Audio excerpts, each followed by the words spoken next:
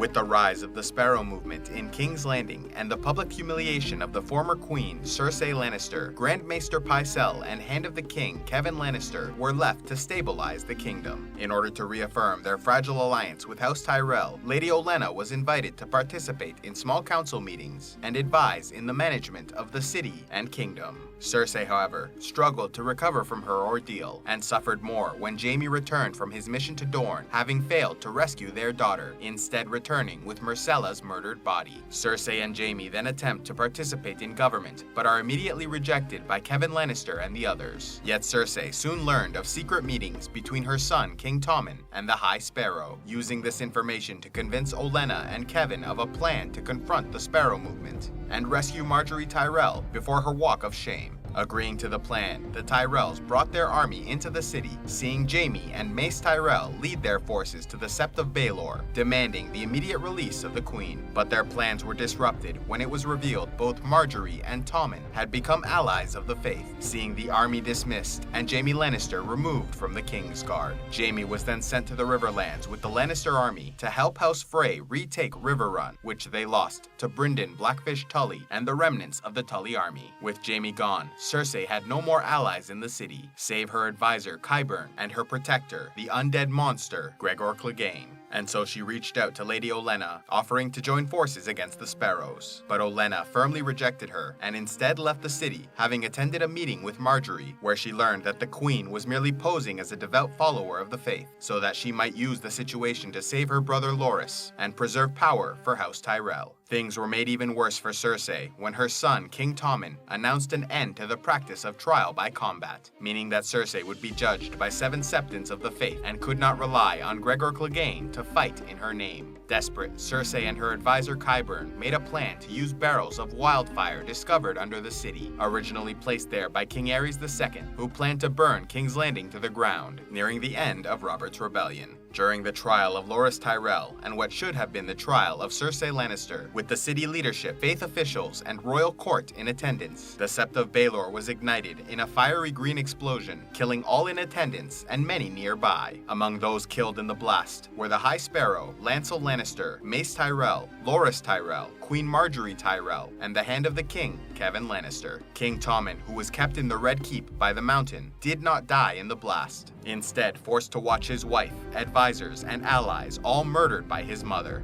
Tommen, overwhelmed by the devastation, then removed his crown and threw himself from a window. In the Riverlands, Jaime threatened the son of Edmure Tully, heir to Riverrun, who had been a captive of House Frey since the Red Wedding. He then convinced the man to walk into Riverrun and order the surrender of the castle. The Blackfish tried desperately to stop his soldiers from opening the gate, but they felt they could not disobey a direct order from the Lord of Riverrun and head of House Tully, and so surrendered the castle to the Lannisters. The Blackfish, refusing to do likewise, died fighting for his ancestral home. After Riverrun was returned to the control of House Frey, Jaime traveled back to King's Landing, only to find that a portion of the city had been destroyed, and his son, uncle, and the entire city leadership were killed, with his sister Cersei Lannister now crowned as Queen of the Seven Kingdoms. In the Reach, Samwell Tarly returned to his family's home of Horn Hill, presenting Gilly and Little Sam, telling them that the child was his own. However, when Lord Randall Tarly discovered Gilly was a wildling, he was outraged, humiliating Sam in front of the family. Nevertheless, Lord Tarly agreed to allow Gilly to work in the kitchens, while little Sam was raised and educated at Horn Hill. However, Sam was unwilling to leave his new family with his horrible father, and so all three left without saying a word, and stole Heartsbane, the Valyrian steel sword of House Tarly, which Sam knew would be invaluable in the coming war against the White Walkers. Sam then led them to Old Town, where he witnessed the release of white ravens sent to the houses of Westeros, announcing that winter had come, then going into the Citadel to begin his training, being brought great happiness when he at last is able to gaze upon their famous library, seeing more books than any one man could ever hope to read. In the north, Alliser Thorne convinced the men of the Night's Watch to support him and the other officers as they explained why they murdered the Lord Commander, citing his alliance with the Wildlings as treasonous. Meanwhile, Dolorous Edd, Davos Seaworth, and a few Jon Snow loyalists defend his body,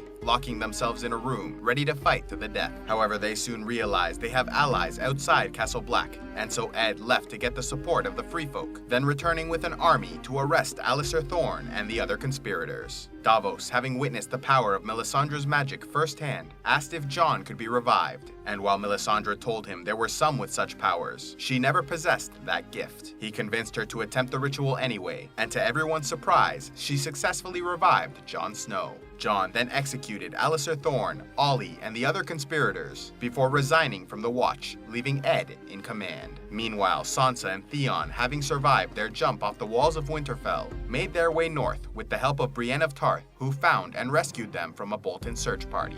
Confident that Sansa now had a worthy protector, Theon left the group and returned to the Iron Islands, where he pledged his support for his sister Yara Greyjoy after learning of the death of their father, King Balon. However, their attempt to claim power at the King's Moot was thwarted by their uncle Euron, who admitted to murdering his brother the king, paying the iron price for his crown. Euron convinced the Ironborn to elect him by promising an alliance with Daenerys Targaryen and her dragons, stating that he would marry her and through their alliance conquer the Seven Kingdoms. Euron was then drowned and reborn by a priest of their faith and given a driftwood crown, which proclaimed him as King of the Iron Islands. After the King's Moot, Yara and Theon immediately fled with their supporters and ships, knowing that Euron would come after them when the ritual of coronation was complete. And while Euron did intend to kill them, they had successfully escaped, stealing many of their best ships. King Euron then announced the creation of a new fleet, claiming they would prepare 1,000 ships for war. Sansa, meanwhile, was escorted to the wall by Brienne of Tarth and her squire Podrick Payne to be reunited with her half-brother Jon Snow. Yet their happiness was tempered when they received a letter from Ramsay Bolton, insulting Jon, threatening the wildlings, and demanding the return of Sansa to Winterfell.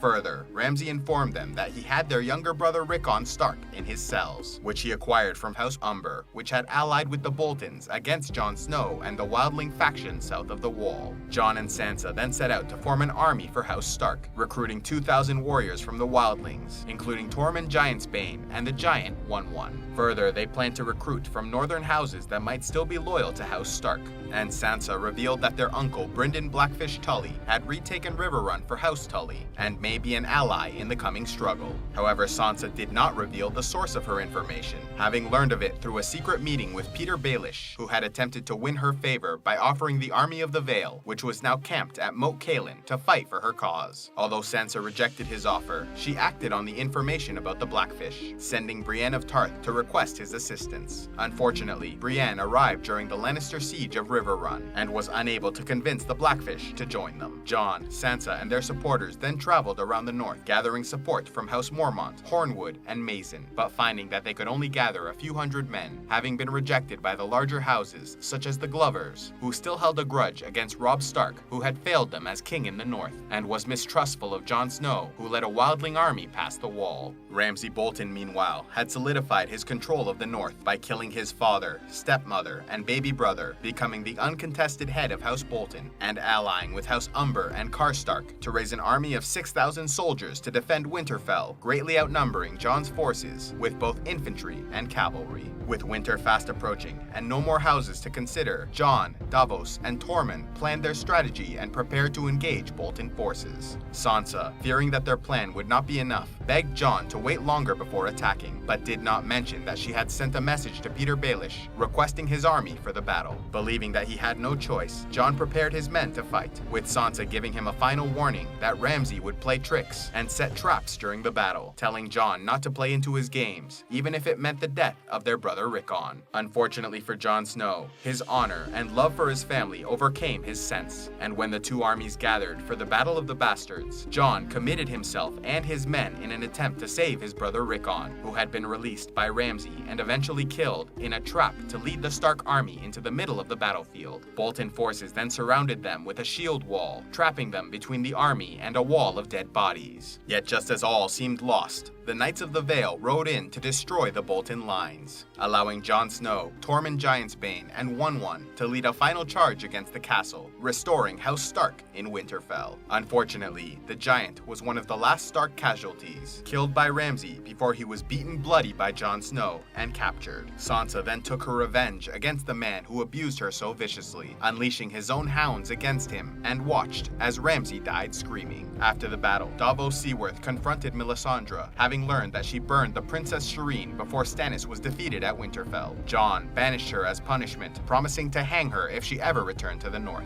Peter Baelish, meanwhile, continued to plant ideas in Sansa's head, revealing that he desires to sit on the Iron Throne, with Sansa as queen by his side. Attempting to distance her from Jon, he implied that he was a threat to her power, and that Sansa's status as a legitimate child of House Stark should supersede the claim of a bastard son. However, the houses of the North disagreed, seeing Jon Snow as the man who avenged the Red Wedding, with Lady Lyanna Mormont leading the charge in convincing the realm to proclaim Jon Snow as king in the North. Beyond the Wall, Bran continued his training under the Three-Eyed Raven, accompanied by his direwolf Summer, Meera Reed, and Hodor. Unfortunately, Bran made the mistake of experimenting with weirwood magic on his own, and as a result was confronted by the Night King, who marked Bran, allowing the White Walkers to bypass the magic protecting the cave. They were then attacked by an undead army, leading to the deaths of the Three-Eyed Raven, the Children of the Forest, the direwolf Summer, and Hodor, who all died so that Bran might escape alive. As the attack occurred, Bran was deep inside a green dream in the past, watching Hodor as a child in Winterfell.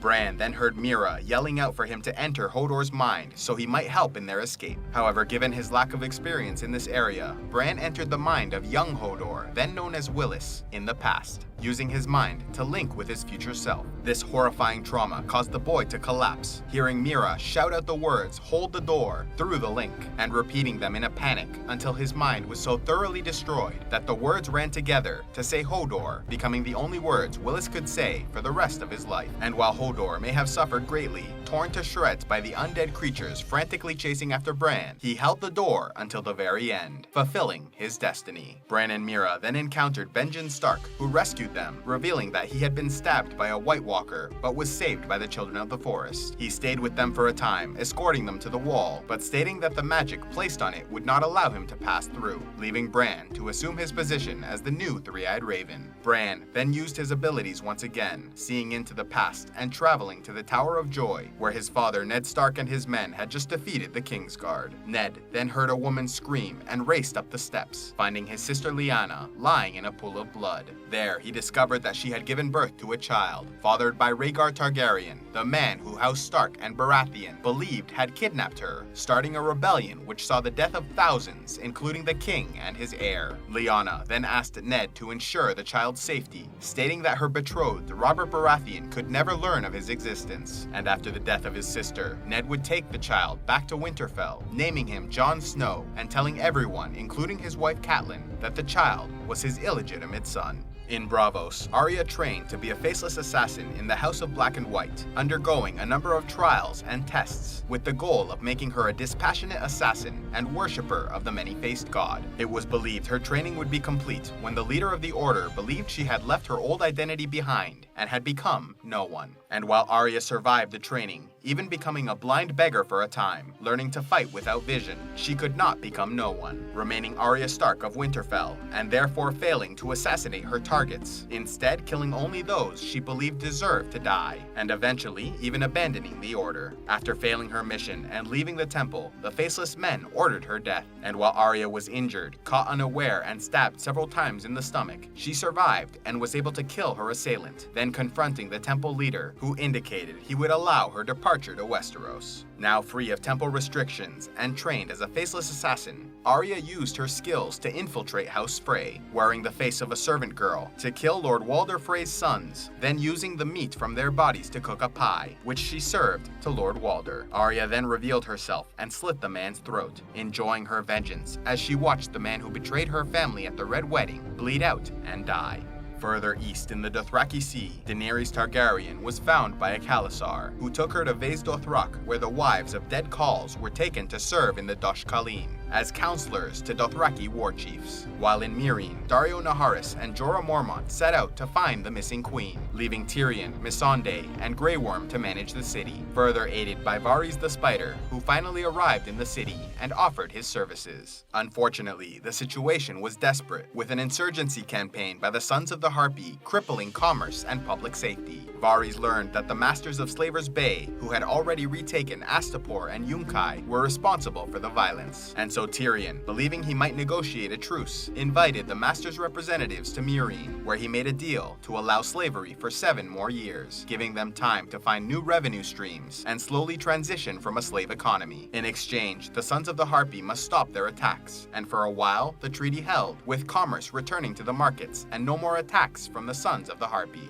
However, the Masters did not intend to surrender their way of life, instead arriving in Meereen with a fleet of ships, laying siege to the city. In Vaes Dothrak, Daenerys encountered Jorah and Daario, who had come to rescue her, but instead ordered them to assist her in a plan to not only kill her Dothraki captors, but also assume the leadership of their Khalasars, which had all gathered to discuss tribal affairs. Jorah and Daario then waited for the meeting with Daenerys to begin, killing the guards in attendance and locking the doors to their hall so no one could escape. Daenerys, standing before all the Dothraki chieftains, then pushed over the braziers and torches, lighting the room, setting fire to the building and killing everyone inside, save for the Mother of Dragons, who was unharmed by the flames, walking out of the burning building in plain view of the gathered Dothraki Khalasars, who were so stunned by the sight of Daenerys the Unburnt, they unanimously knelt before her, accepting her as their ruler. The queen then ordered Jorah to find a cure for his grayscale, while she and Daario led the Dothraki army back to Meereen, finding her dragon Drogon along the way. When they arrived in Slaver's Bay, Meereen was under siege, and after discussing the situation with Tyrion, Daenerys met with the Masters, using all 3 of her dragons in a display of force against them, destroying one of their ships with dragon fire and killing 2 of the Masters' representatives, leaving the last to return to his people and tell them what he witnessed. The invading army then surrendered and Daenerys took control of their ships, further bolstered by 100 Iron Island ships offered by Yara and Theon Greyjoy, who allied with the Queen. Tyrion Lannister was named Hand of the Queen, and Daario Naharis was left in charge of Meereen, as Daenerys and her army set sail for Westeros. Along the way, they were met by Varys the Spider, who had gone to Dorne, where Ellaria Sand and the Sand Snakes had killed Doran Martell and his heir Trystane, usurping the leadership of Dorne from House Martell. Ellaria, still desperate for revenge against House Lannister, held a meeting with Varys representing Daenerys, and Olenna Tyrell representing the Reach. The 3 factions then allied together, with Dornish and Tyrell ships joining the approaching invasion fleet as it sailed towards the 7 Kingdoms.